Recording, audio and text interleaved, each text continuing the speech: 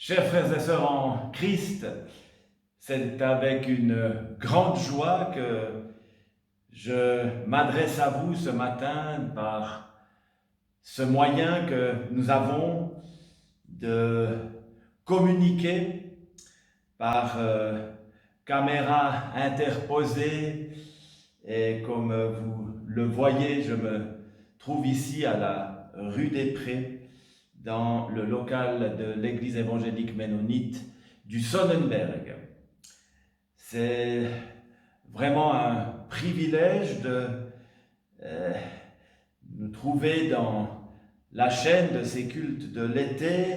Nous les avons commencés à l'église évangélique du Figuier avec Éric Germain qui nous a parlé du Fils prodigue, et puis nous étions à l'église baptiste avec notre frère Étienne Gros-Renaud qui nous a parlé de cette recommandation de Paul dans son épître aux Galates au chapitre 6.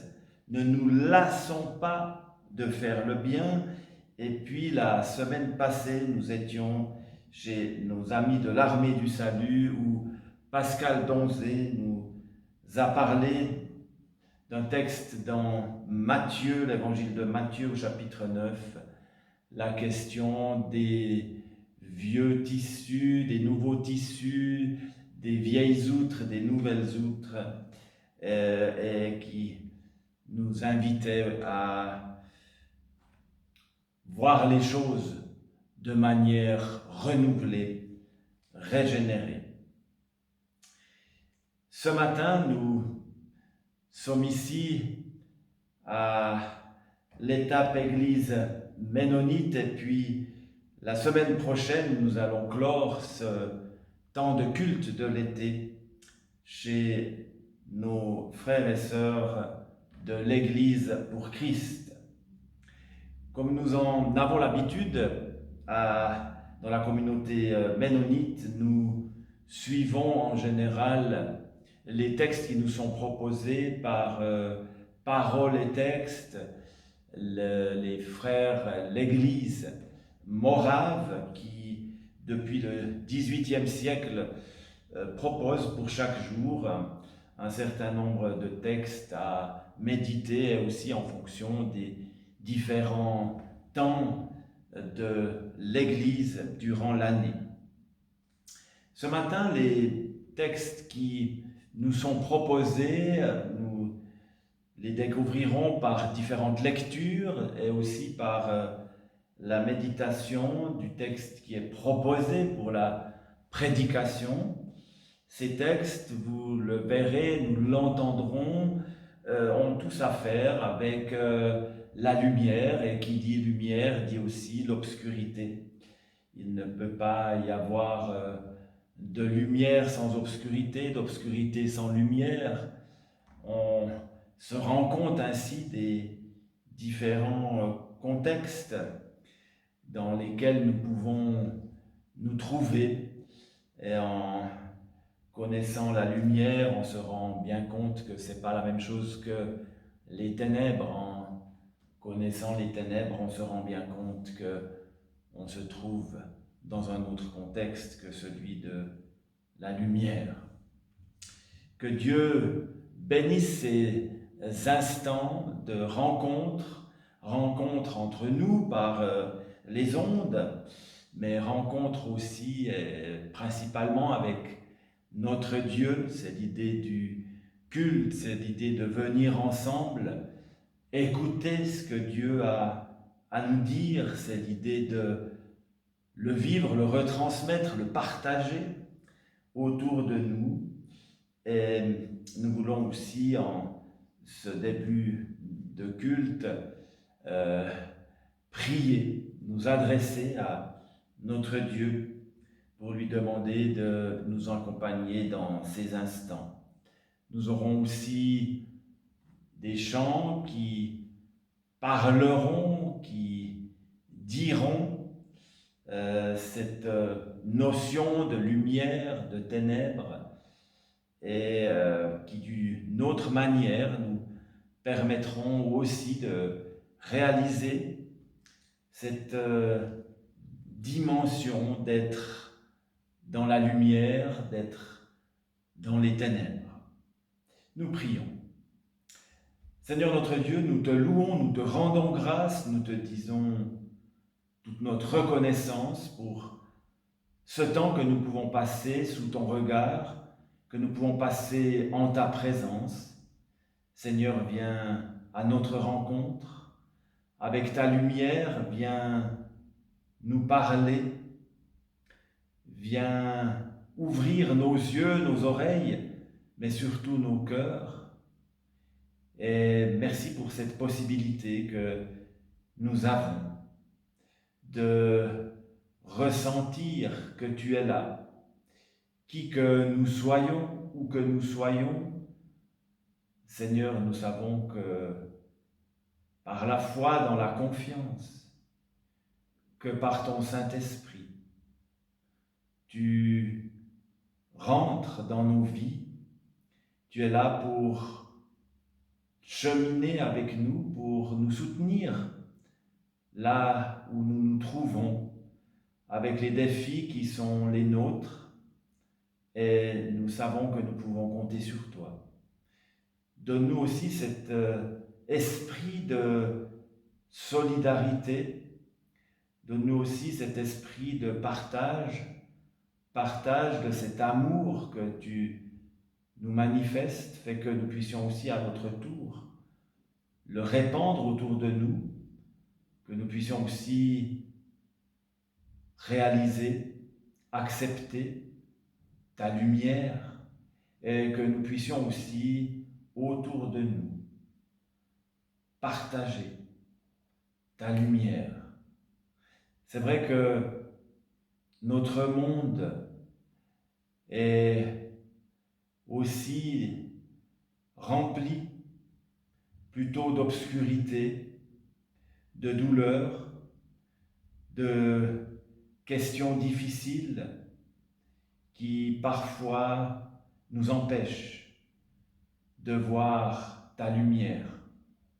Seigneur, ce matin, aide-nous à te retrouver, te redécouvrir, à vraiment te faire de la place, te mettre au centre de nos vies. Et merci pour la Bible, pour ces paroles qui ont été collectées, rassemblées au cours des siècles et qui ont soutenu des générations d'hommes et de femmes qui ont été à ta recherche. Donne-nous aussi de continuer de te chercher. Seigneur, par ta lumière, viens nous éclairer. Nous te prions au nom du Christ, qui est la lumière du monde. Amen.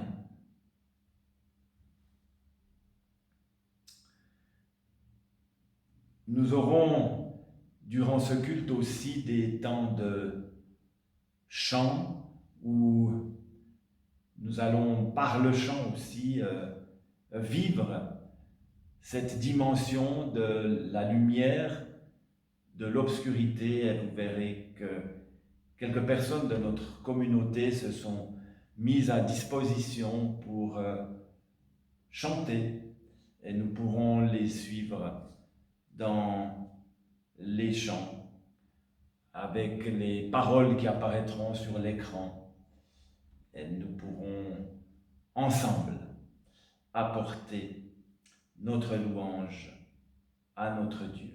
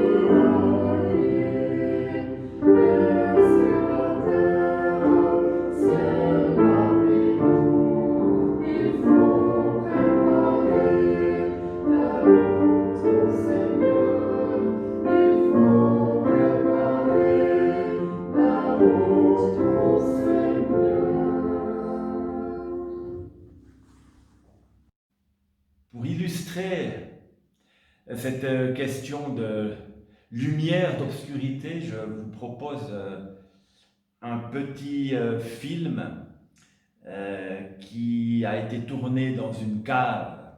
Et ce sont aussi des souvenirs d'enfance parce que dans la merveilleuse enfance que j'ai passée, il y avait une sorte de hiérarchie entre les gamins. Il y avait les grands et il y avait les petits. Et on a aussi été les petits. Et puis dans le quartier, il y avait un grand, on le surnommait Gugus. Le grand Gugus nous faisait croire différentes choses qui nous effrayaient. Et notamment celle-là, il nous disait toujours, si tu n'es pas gentil avec moi, je vais te mettre dans ma cave, et dans ma cave, il y a des loups. Alors on y a cru un certain temps, et puis ensuite on est devenu grand, mais on n'a pas fait peur aux petits en leur disant que dans nos caves, il y avait des loups. Mais c'est vrai que la cave est peut-être pas un endroit qu'on apprécie forcément. On a parfois peur de ne plus y avoir, ou y trouver de la lumière. Et puis c'est vrai que dans l'obscurité, dans le noir, on imagine toutes sortes de choses. Et vous allez voir par les petits instants de film qui vont passer, on est dans le noir, mais je vous laisse découvrir.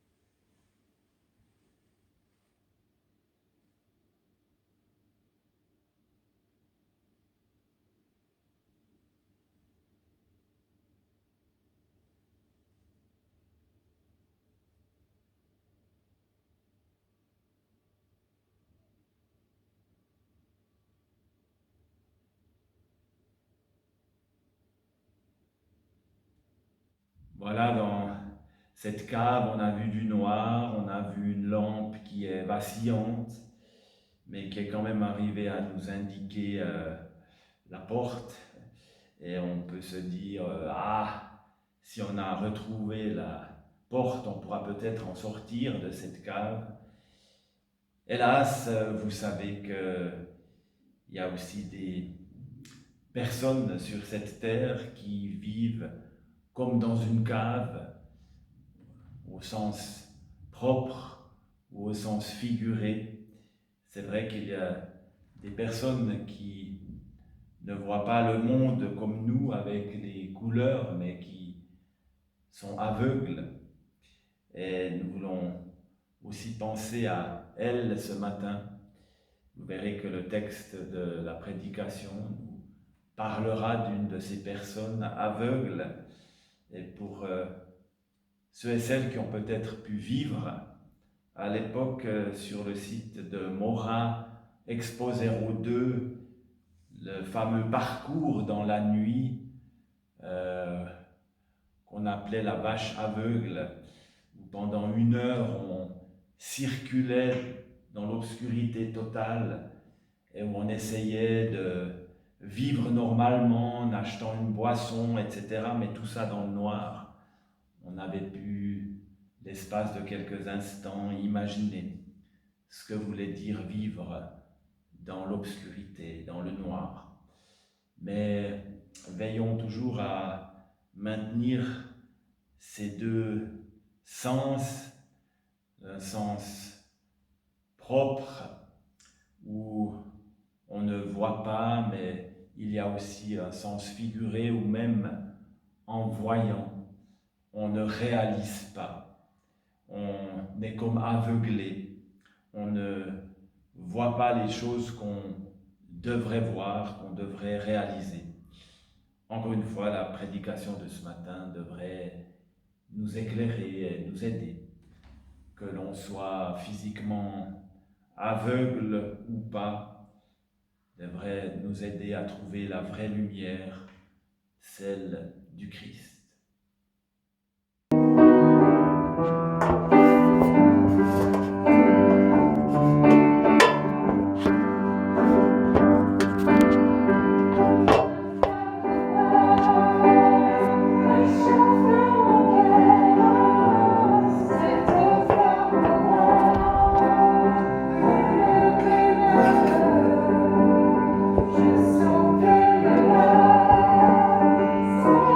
Say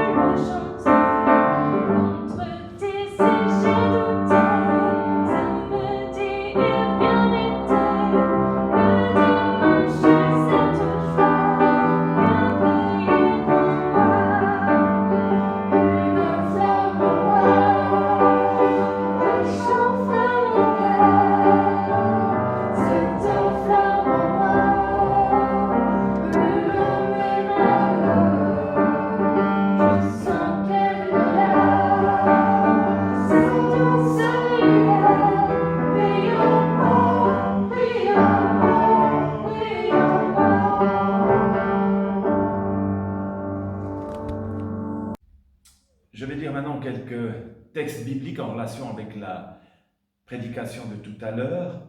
Le premier se trouve dans le psaume 139 qui nous montre que Dieu surpasse les ténèbres, que pour lui l'obscurité, la nuit peuvent se transformer en lumière. Ce psaume nous dit « Tu sais si je m'assieds ou si je me lève, longtemps d'avance, tu connais mes pensées, tu remarques si je suis dehors ou chez moi, tu es au courant de tout ce que je fais. La parole n'est pas encore arrivée à mes lèvres, que tu sais déjà tout ce que je vais dire, tu es derrière moi, devant aussi, tu poses ta main sur moi. Que tu me connaisses à ce point est trop merveilleux pour moi et dépasse tout ce que je peux comprendre. Où pourrais-je aller loin de toi, ou fuir loin de ta présence? Si je monte au ciel, tu es là. Si je me couche parmi les morts, t'y voici. Si je m'envole jusqu'au soleil levant, ou si je vais m'établir au soleil couchant, même là ta main me guide, ta main droite ne me lâche pas. Si je dis que l'obscurité m'engloutisse, qu'autour de moi le jour se fasse nuit, pour toi l'obscurité devient lumière et la nuit claire comme le jour. Ténèbres ou lumière, pour toi, c'est pareil. Un deuxième texte nous est proposé dans le livre du prophète Ésaïe qui nous dit au chapitre 2, les versets 4 et 5, Dieu rendra son jugement entre les nations, il sera un arbitre pour tous les peuples. De leurs épées, ils forgeront des pioches et de leurs lances, ils feront des faucilles. Il n'y aura plus d'agression d'une nation contre une autre. On ne s'exercera plus à la guerre. Vous, les descendants de Jacob, en route, marchons ensemble dans la lumière du Seigneur.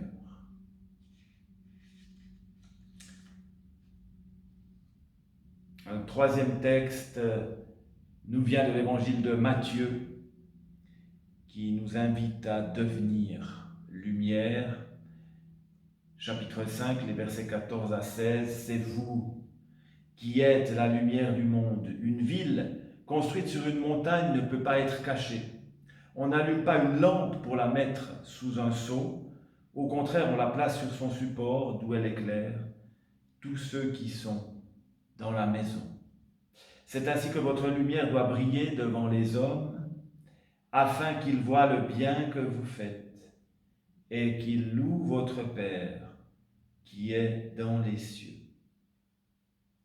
Un dernier texte se trouve dans l'épître de Paul aux Éphésiens, au chapitre 5, les versets 8 à 14. Vous étiez autrefois dans l'obscurité, mais maintenant, par votre union avec le Seigneur, vous êtes dans la lumière. Par conséquent, conduisez-vous comme des êtres qui dépendent de la lumière, car la lumière produit toutes sortes de bonté, de droiture et de vérité.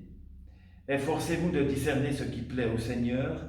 N'ayez aucune part aux actions stériles que l'on pratique dans l'obscurité.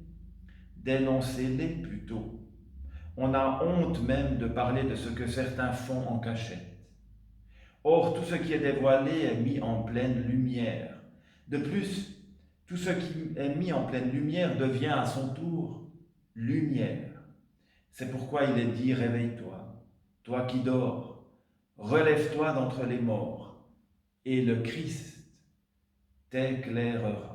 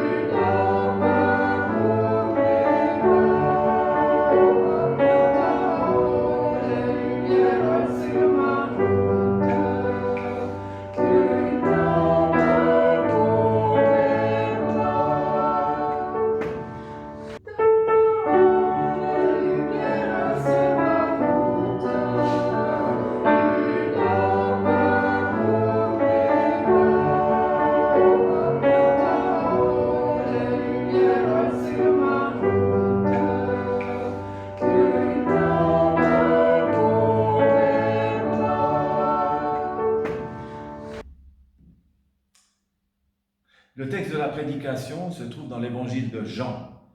Jean au chapitre 9, les versets 1 à 7.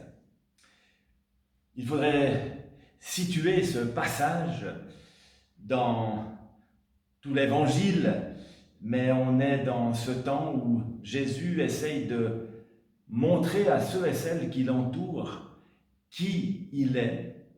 Il essaye de se révéler, mais c'est compliqué. Et il a des détracteurs, des personnes qui le remettent en question, qui le chicanent, voire même qui voudraient sa mort. On se trouve ici avec Jésus, comme c'était son habitude. Jésus était en chemin. Il marchait et il était à la rencontre des personnes qu'il trouvait sur son chemin. Je lis ce texte et puis nous le méditerons ensemble. Jean 9, les versets 1 à 7. En chemin, Jésus vit un homme qui était aveugle depuis sa naissance.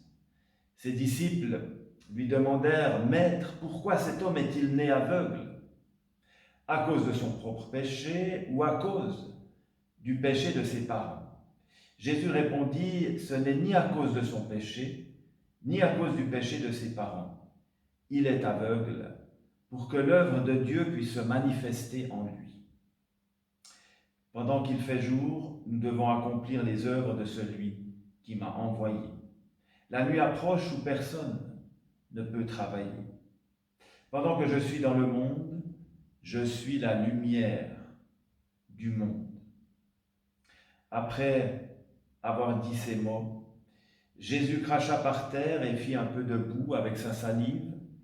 Il frotta les yeux de l'aveugle avec cette boue et lui dit « Va te laver la figure à la piscine de Siloé. » Ce nom signifie « envoyé ». L'aveugle y alla, se lava la figure, et quand il revint, il voyait. En chemin. C'était l'habitude de Jésus d'aller à la rencontre des autres dans leur situation de vie.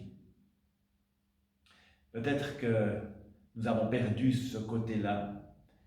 Nous rassemblons en tant que communauté, en tant qu'Église, avec déjà des personnes convaincues, alors que Jésus se promenait, mais plus que ça, il était à la recherche de personnes qui, peut-être, passaient par des moments compliqués, difficiles, des personnes qui, peut-être, n'auraient pas rejoint la synagogue, des personnes, peut-être, qui étaient en marge. Et c'est pour ça que Jésus, souvent, par les rencontres qu'il a faites, a été critiqué. On lui a dit, mais pourquoi tu rencontres ce type de gens, des collecteurs d'impôts, des personnes peu recommandables? Dans cette histoire, aussi, Jésus va rencontrer quelqu'un dont on pourrait qualifier d'insignifiant. Cette personne ne voit pas, elle est aveugle depuis sa naissance. Elle a sûrement était là au bord du chemin, en marge de la société, et il y a ce regard de Jésus qui est extraordinaire, exceptionnel, en chemin. Jésus vit un homme. Jésus, il regarde. Est-ce que nous, quand on marche, on regarde? Souvent, on passe, mais on n'a pas envie de s'arrêter. On se dit parfois, mais dans la foule, quand on va prendre un train par exemple, quand on est dans un magasin où il y a du monde, comme on dit, on a des fois peur de passer notre temps à discuter ici, à discuter là. On choisit peut-être une heure où on va rencontrer le moins de personnes possible. On se dit peut-être, au lieu de prendre le train à 4h30, on ferait mieux de le prendre à 8h le soir. Et est-ce qu'on voit vraiment? Est-ce qu'on regarde vraiment les personnes qui nous entourent? Dans ce texte, il nous est dit que Jésus, en chemin, vit un homme qui était aveugle depuis sa naissance. Ce qui est tout à fait incroyable, c'est que Jésus voit, mais il n'est pas vu. Parce que l'aveugle n'a pas pu le voir. Mais Jésus, lui, l'a vu. Pensez toujours que être aveugle, on s'imagine le côté physique, d'avoir les yeux fermés qui nous empêchent de voir, mais il y a aussi le langage, la démarche du cœur. Le cœur qui voit autrement. Et dans ce cas, Jésus voit, bien sûr, il a des yeux qui voient, qui sont en bonne santé, en bon état, mais Jésus voit aussi avec le cœur. Et il est même capable de voir un aveugle, une personne qui ne le voit pas, qui ne va pas lui rendre le regard. Quand vous êtes en voiture et que vous vous arrêtez devant un passage piéton, le plus important, c'est de voir avec les yeux, d'avoir un contact visuel avec l'enfant qui est là. Des fois, on se dit, il ne m'a pas vu. Il regarde là et là, il ne m'a pas vu. On ne va pas donner un coup de klaxon. On va attirer son attention et lui dire, attention, en face, il y a la voiture, ne s'est pas arrêtée, on ne va pas s'arrêter. Et tant qu'on n'a pas eu son contact visuel, on n'est pas sûr d'avoir été vu. Et là, Jésus ne veut pas avoir un contact visuel. La réciprocité de ce contact. Alors c'est une autre manière de voir. Voir avec le cœur. On nous dit aussi que, comme Jean nous rapporte l'histoire, Jean l'évangéliste, que cet homme, dont on ne sait pas le nom, il est aveugle depuis sa naissance. Il y a des personnes qui sont devenues aveugles, par maladie, par accident, et qui ont une idée du monde dans lequel elles vivent. Elles imaginent leur maison parce qu'elles l'ont vue, elles imaginent telle ou telle ville parce qu'elles y ont passé, elles imaginent telle ou telle montagne, telle ou telle rivière, telle ou telle mer, parce que quand elles voyaient, elles les ont vues. Mais ici, cet aveugle est aveugle depuis sa naissance.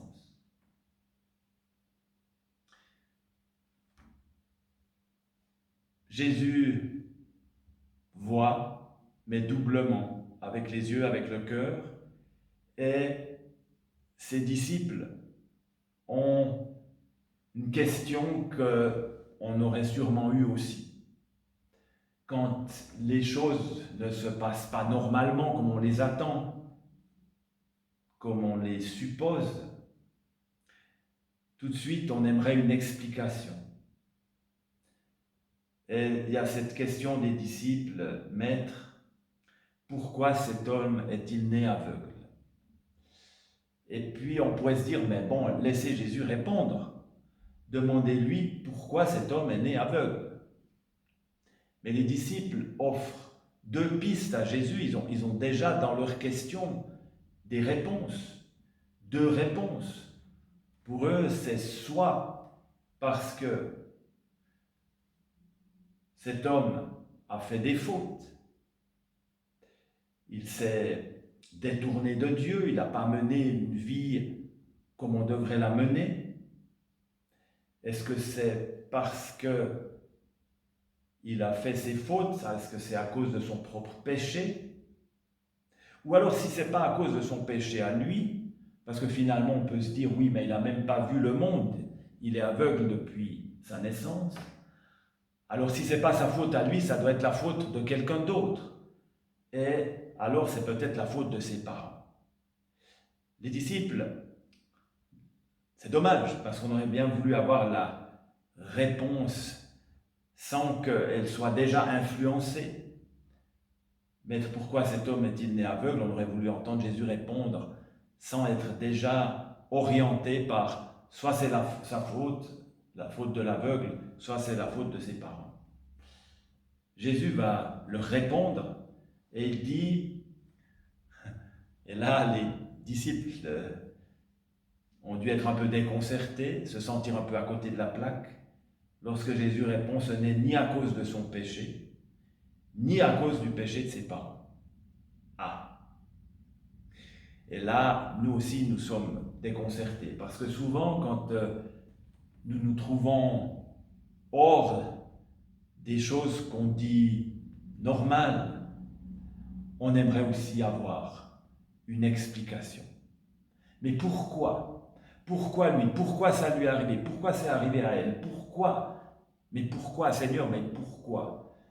Et dans nos interrogations, il y a aussi cette idée qui est tellement humaine.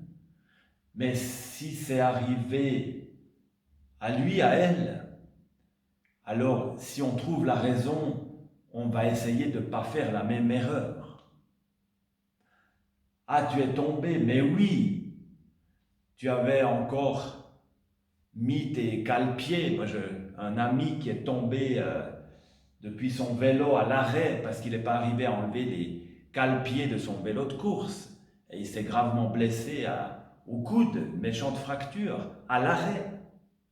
Et là, c'est tout clair. Si vous avez un vélo de course et des cale-pieds, mais s'il vous plaît, dégagez vos pieds, même à l'arrêt, parce que vous risquez de tomber pieds liés et d'avoir un grave accident. Donc il y a une cause, c'est tout clair.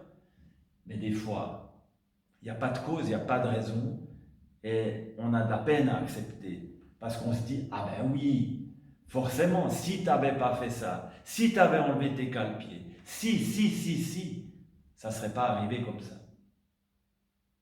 Et Jésus, lui, balaye les causes. Ce n'est pas à cause de son péché, ce n'est pas à cause du péché de ses parents. Et là, on va entrer dans une dimension qui n'est pas facile à saisir, parce que ce n'est plus la dimension humaine, mais on entre dans ce qui est du domaine de Dieu, du divin. On s'élève vers Dieu. Jésus dit, il est aveugle, pour que l'œuvre de Dieu puisse se manifester en lui. Et là, on pourrait arrêter et dire, Seigneur, c'est trop compliqué. On décroche. On décroche, mais parle-nous concrètement. Il est aveugle pour que l'œuvre de Dieu puisse se manifester en lui. Mais qu'est-ce que ça veut dire?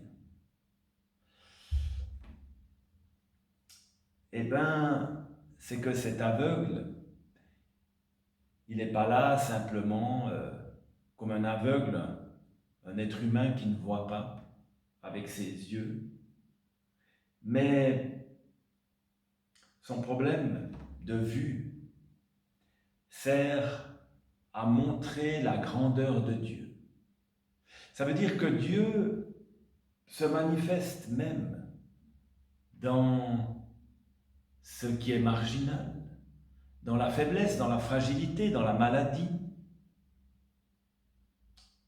dans le handicap. Et cet aveugle a peut-être, malgré ou à cause de son handicap, encore mieux capté l'essentiel de la vie ici-bas. Grâce à lui, d'autres devraient aussi réaliser qui est Dieu, qui est Jésus. Et puis là, Jésus nous mène encore plus loin dans un langage qui est celui du ciel. Nous avons de la peine à comprendre, à saisir. Il y a des images. Pendant qu'il fait jour, Jésus continue, nous devons accomplir les œuvres de celui qui m'a envoyé. Et là, c'est quoi? Pendant qu'il fait jour. Les œuvres de celui qui m'a envoyé, les œuvres, c'est ce que Dieu nous propose de faire, suivre sa volonté, faire comme Dieu voudrait qu'on se comporte. Pendant qu'il fait jour, on devrait encore être là comme des signes aussi de la présence de Dieu. On devrait se comporter comme Dieu nous le demande. Et après, il y a cette opposition entre le jour et la nuit. Jésus poursuit en disant « La nuit s'approche où personne ne peut travailler. » Et on continue encore de ce langage du ciel, dans ce langage de Dieu, dans cette dimension divine. Pendant que je suis dans le monde, continue Jésus, je suis la lumière du monde.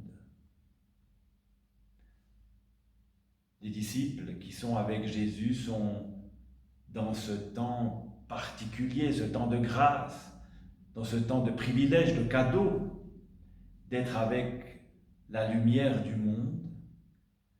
Et ils devraient comprendre que cet aveugle, le problème n'est pas qu'il voit ou qu'il ne voit pas physiquement, mais c'est qu'il rencontre le Christ, qu'il entre en contact avec la lumière. Et là, on sent deux approches du monde se collisionner. On sent notre approche logique, tellement humaine, de trouver des causes aux malheurs qui nous arrivent. Et le fait de chercher ces causes nous empêche peut-être de voir l'essentiel, de trouver la lumière, d'entrer en relation avec cette lumière, avec le Christ. Le Christ ici qui a vu cet homme qui ne pouvait pas le voir.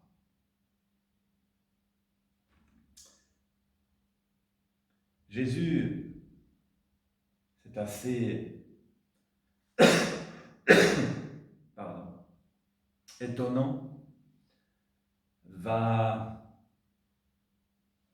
pas seulement parler, pas seulement nous mener par des paroles dans cette sphère, ce domaine divin, mais il va concrètement faire quelque chose avec cet homme qui était aveugle depuis sa naissance.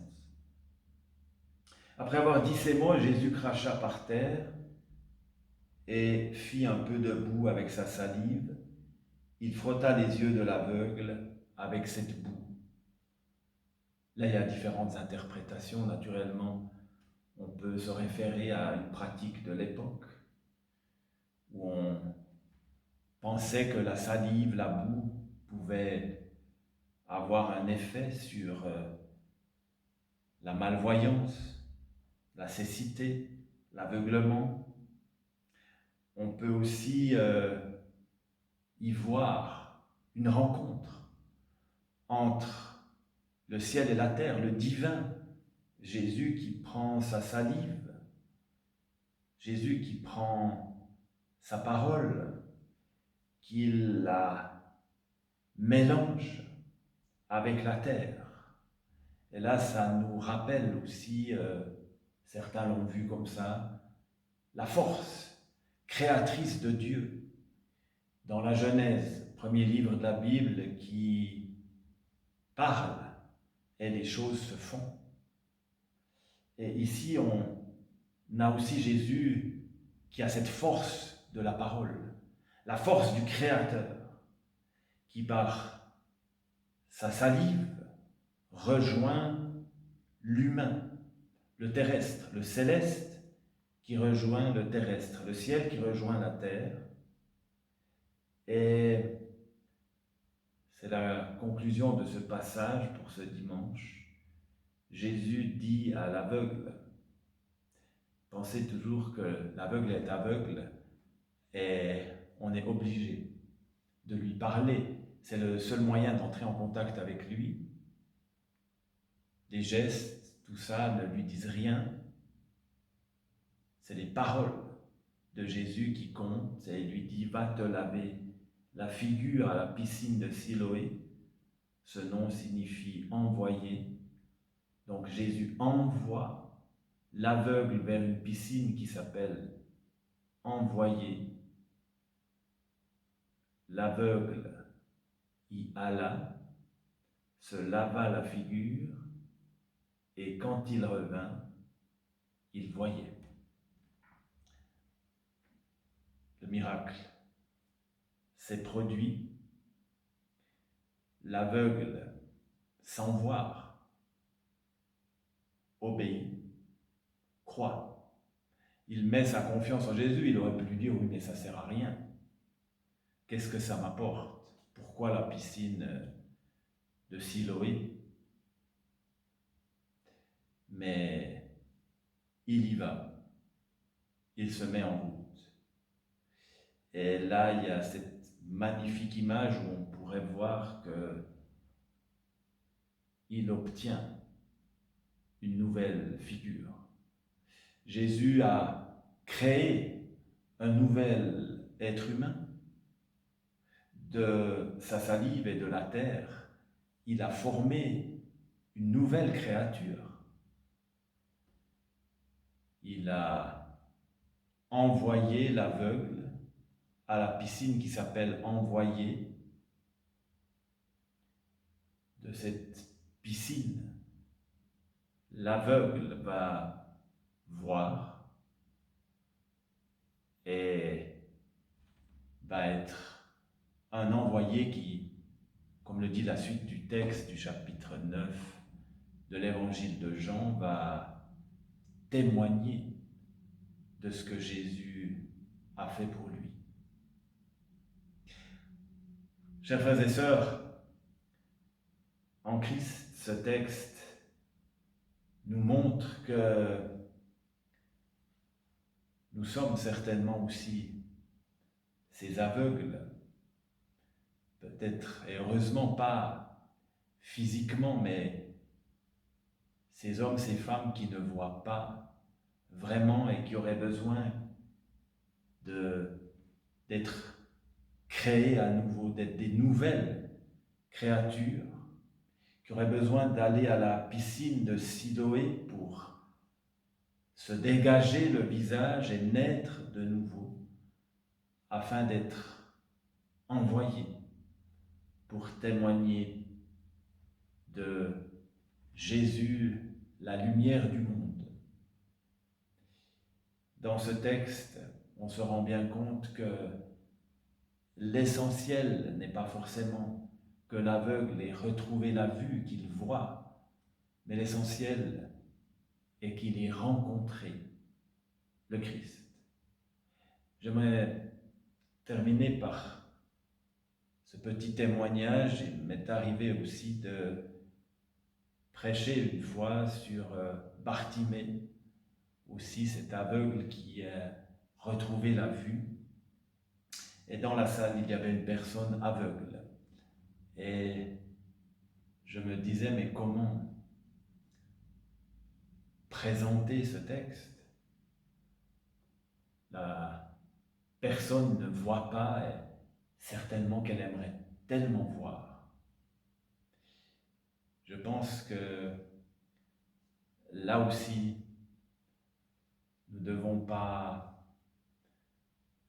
prendre ce texte au premier degré, de juste nous dire je vois pas, mais plutôt de nous poser la question, est-ce que j'ai véritablement rencontré le Christ? Est-ce que je l'ai véritablement accepté dans ma vie? Pas est-ce que mes yeux fonctionnent bien ou pas, même si c'est hyper important, mais plutôt est-ce que avec mon cœur, j'ai rencontré le Christ? Est-ce que je le vois? Est-ce que sa lumière m'est parvenue? Que Dieu nous accompagne et nous aide à sortir de nos aveuglements, à devenir des nouvelles créatures et à être des envoyés là où il nous place, à être des envoyés témoins de sa lumière, lui qui nous dit « Je suis la lumière du monde ». Amen.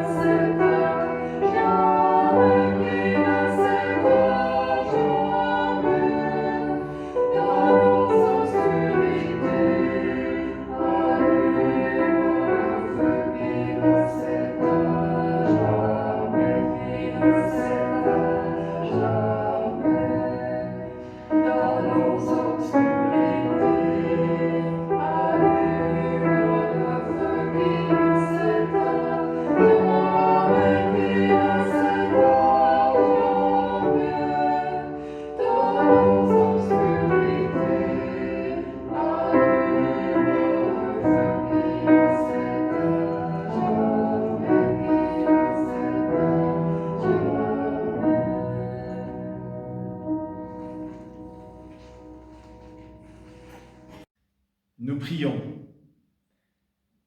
Seigneur, merci pour ce récit dans l'Évangile de Jean. Merci pour ton regard, toi le Christ, qui nous voit autrement que nous, les êtres humains, qui souvent ne voyons que superficiellement. Toi, tu regardes avec le cœur et tu regardes même les personnes qui ne te voient pas. Seigneur, tu vois nos aveuglements, fais que nos cœurs puissent aussi s'ouvrir et que nous puissions être réceptifs à ton regard, à ton appel. Et là aussi où tu nous places, donne-nous de regarder les autres, pas seulement en passant au milieu d'eux, mais aussi à savoir arrêter notre regard, le regard de nos yeux, mais aussi celui du cœur, sur les personnes que tu voudrais que nous rencontrions. Seigneur, merci pour ta présence, merci de savoir que tu marches avec nous, tu nous connais, tu veux notre bien, tu n'es pas là pour nous enfoncer, pour nous ridiculiser, pour nous abaisser. La manière dont tu as répondu à cette question, ce n'est pas à cause de son péché, ce n'est pas à cause du péché de ses parents, mais c'est pour que l'œuvre de Dieu se fasse, se réalise. Seigneur, tu nous montres là combien tu nous aimes, combien tu nous manifestes ton amour et ta grâce, combien tu cherches à nous relever. Relève-nous, Seigneur, dans nos manquements. Nous te prions au nom du Christ. Amen.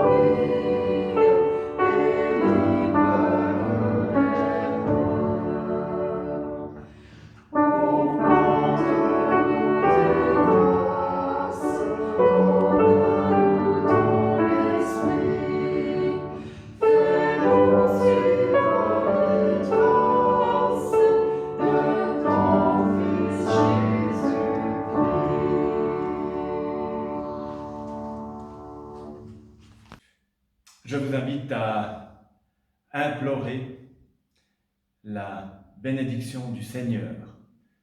Que la grâce de notre Seigneur Jésus le Christ, l'amour de Dieu notre Père et la communion du Saint-Esprit restent et demeurent avec nous tous, avec nous toutes.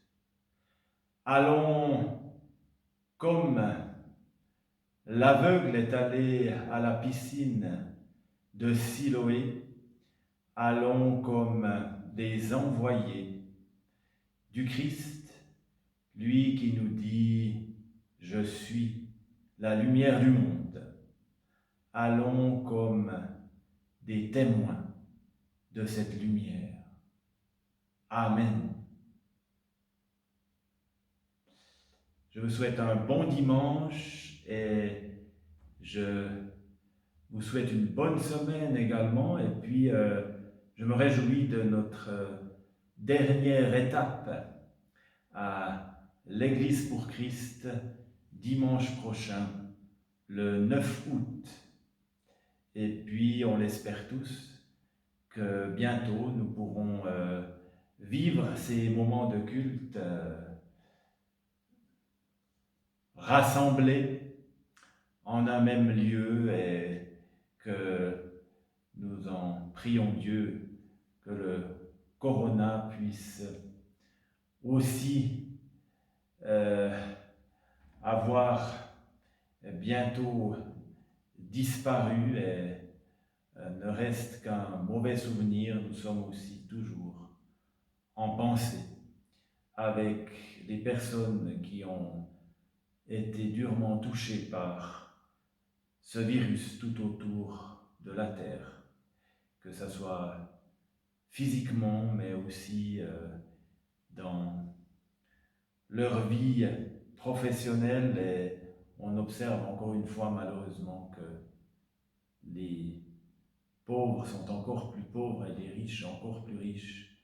Que Dieu aussi nous inspire, nous parle, pour que nous puissions voir comme le Christ a vu, non seulement physiquement, mais aussi avec le cœur, et continuer cette solidarité chrétienne à laquelle le Christ nous appelle.